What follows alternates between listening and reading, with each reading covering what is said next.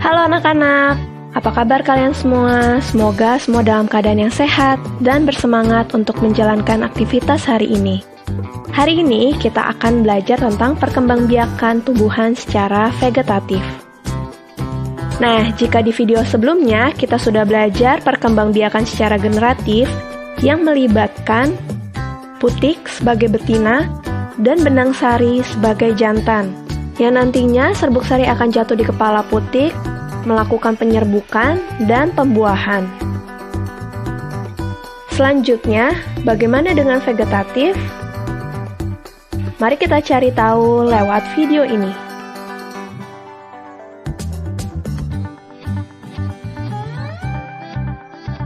Perkembangbiakan tumbuhan secara vegetatif adalah perkembangbiakan tumbuhan yang hanya melibatkan satu induk saja.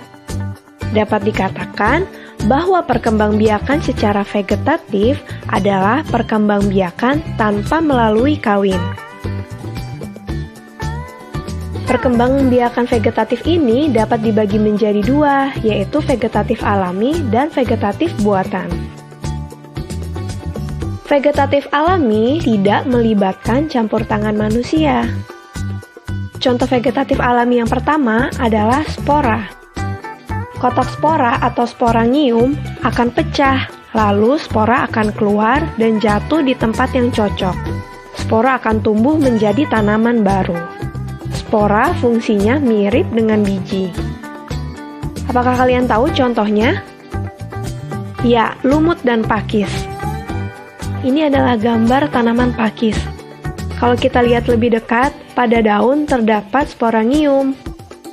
Apakah kalian pernah melihatnya juga? Yang kedua adalah tunas.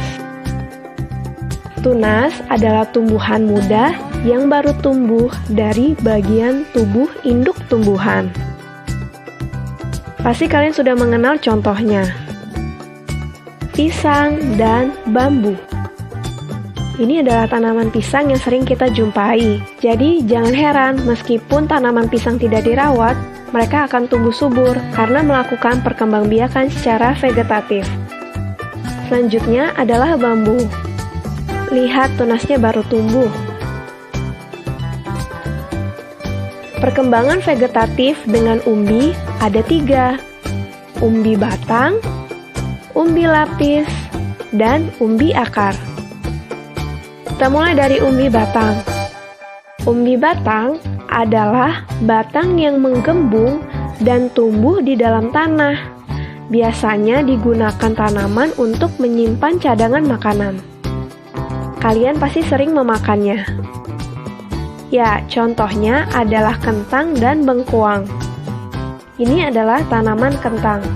Jadi, ketika kalian menanam kentang, dari kentang itu akan tumbuh tunas-tunas baru yang nantinya akan menjadi pohon kentang.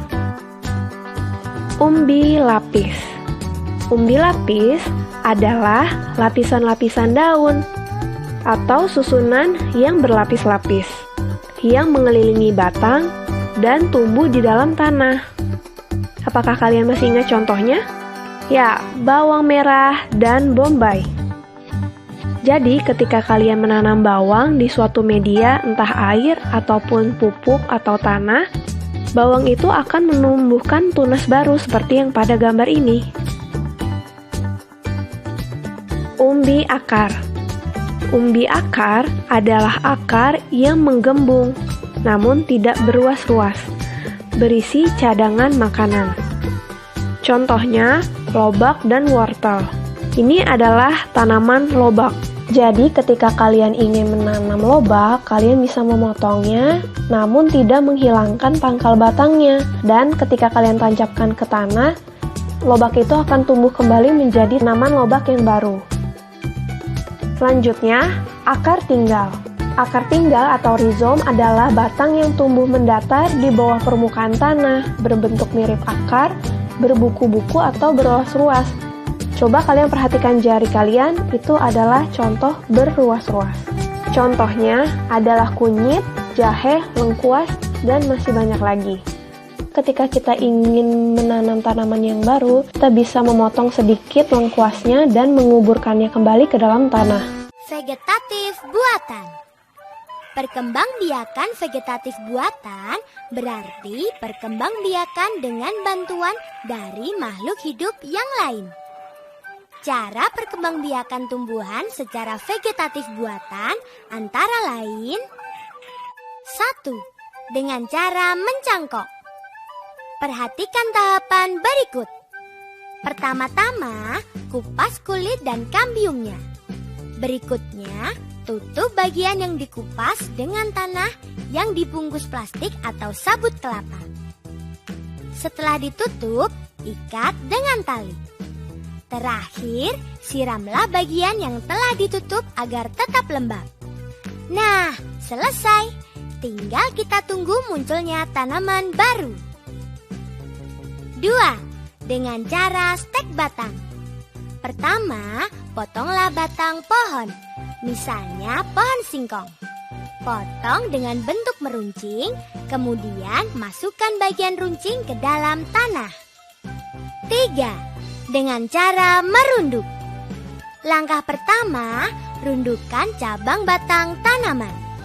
Kemudian, tanam cabang tumbuhan tersebut ke dalam tanah. Lalu, potong dan tanam tangkai tumbuhan yang dirundukkan. 4. Dengan cara okulasi atau menempel. Pertama, iris kulit batang yang akan ditempeli. Berikutnya, iris kulit batang yang sebesar irisan batang yang akan ditempeli. Kemudian, irisan ditempel pada batang yang akan ditempeli. Terakhir, ikat dengan tali rafia sampai tunas tumbuh. 5.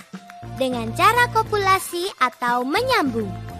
Pertama-tama, potonglah bagian batang dari tumbuhan 1. Lalu, potonglah bagian batang dari tumbuhan 2. Setelah itu, sambungkan batang tumbuhan 1 dengan batang tumbuhan 2. Ikatlah batang kedua tumbuhan tersebut.